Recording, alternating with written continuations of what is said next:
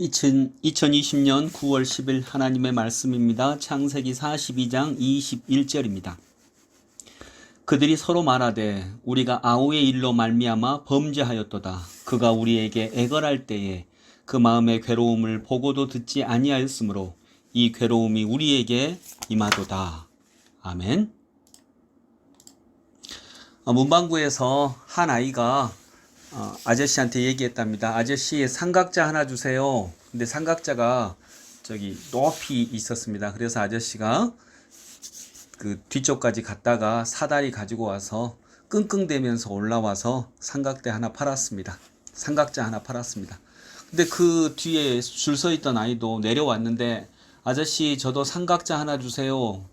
그래서 다시 사다리 또 힘들게 올라가 가지고 또 가져와서 또 올라가서 삼각대 하나 팔았습니다. 그리고 이제 또 다니기가 힘드니까 근데 셋째 아이가 있어서 셋째 아이가 야, 너도 삼각자 하나 살 거니? 라고 얘기를 했습니다. 그러니까 아니요. 그래서 내려와서 다니기가 힘드니까 사다리 걷어가지고 다시 그 뒤에 창고에다 넣어놓고 와서 그래, 너는 뭐 줄까? 라고 했더니 이 아이가 그랬답니다. 저는 삼각자 2개 주세요. 라고 이렇게 얘기를 했다고 합니다.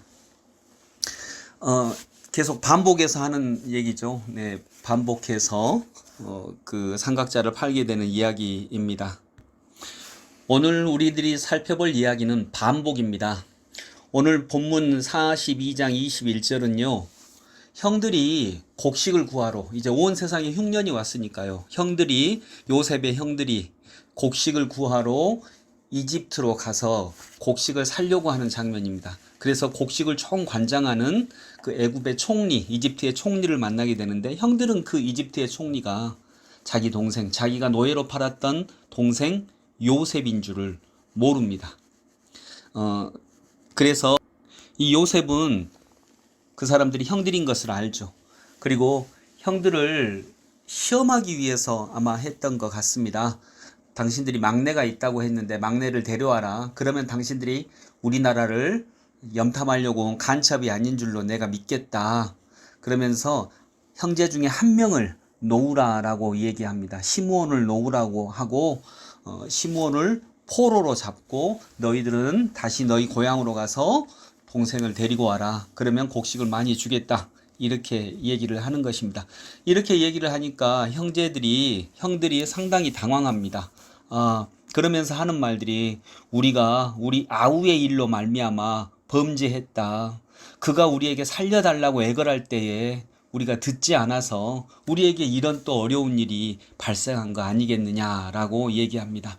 여러분, 우리가 어떤 문제, 삶에서 어떤 문제 반복된다라고 하는 것은 하나님께서 그 문제를 해결해라 라고 자꾸자꾸 문제를 주시는 것입니다.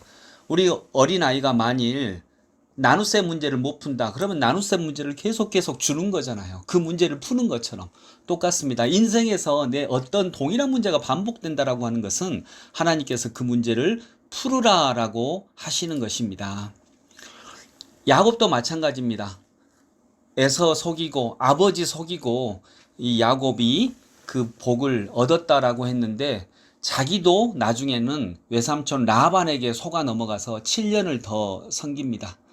그리고 이삭이 그때 눈이 보이지 않았다. 눈이 어두워서 아버지 이삭을 자기가 에서 형이다라고 속였는데 정작 또 결혼을 할 때 라헬과 레아를 구분하지 못했습니다. 자기도 눈이 어두워서, 밤이 깊어서 눈이 어두워서 자기도 라헬과 레아를 구분하지 못했습니다. 이런 일이 반복이 되는 거죠. 이 형들도 마찬가지입니다. 이 형들도 자기의 문제를 풀기 위해서는 반드시 요셉의 문제를 풀어야 됩니다. 그 전까지 반복되는 것입니다. 요셉을 놓고 팔았던 그 자기 형제 중에 한 명을 보냈던 그 일이 또 시므온 한 명을 놓고 보내게 되는 거죠. 그 요셉을 구덩이에 놓고 밥을 먹었는데 그 밥을 먹는 곡식이 떨어져 가지고 곡식 때문에 다시 요셉에게 찾아옵니다. 이들도 곡식을 얻어 생명을 연장하기 위해서는 반드시 이 요셉의 문제를 풀어야 하는 것입니다. 거기서 우리가 알 수 있는 게 무엇입니까? 미해결된 과제를 반드시 풀어야 됩니다. 아버지 야곱도 아버지를 만나러 가는데 진짜 아버지는 보고 싶은 분이잖아요. 만나고 싶은 분이잖아요. 근데 아버지를 만나기 위해서는 만나기 싫은 형을 반드시 중간에 만나야 됩니다. 형의 문제를 풀어야 아버지를 볼 수 있습니다. 여러분, 부부 사이도 마찬가지입니다. 어떤 문제가 자꾸 반복된다라고 하는 것은 하나님께서 이 문제를 풀어라라고 하시는 말씀인 줄로 믿습니다. 우리나라도 통일, 이 문제 반드시 풀어야 됩니다. 하나님이 자꾸 동일한 문제를 우리에게 주시는 것은 이 미해결된 과제를 반드시 풀어야만 우리가 성숙하고 성장한다라고 하는 말씀으로 볼 수 있겠습니다.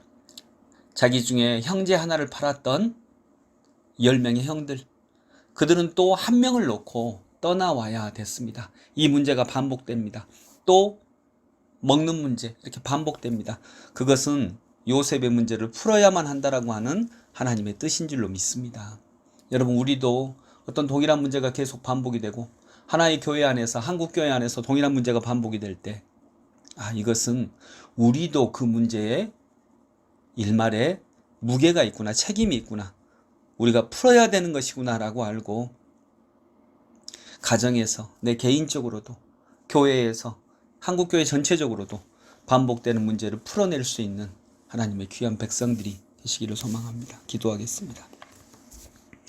아버지 하나님, 요셉을 만나지 않고 볼모로 잡힌 시므온을 건져낼 수 없습니다. 어떤 동일한 문제가 반복이 될 때에는 하나님은 그 문제를 꼭 풀어라 라고 하시는 하나님의 음성인 줄로 믿습니다. 주님, 저희들에게도 그런 지혜를 주시어서 우리에게 반복되는 문제를 넘어서서 더 성숙해지고 성장해서 더 깊은 본질적인 문제로 나아가 성장하고 성숙한 세상의 빛과 소금이 되는 하나님의 백성들 되게 하여 주옵소서. 예수 그리스도 이름으로 기도드립니다.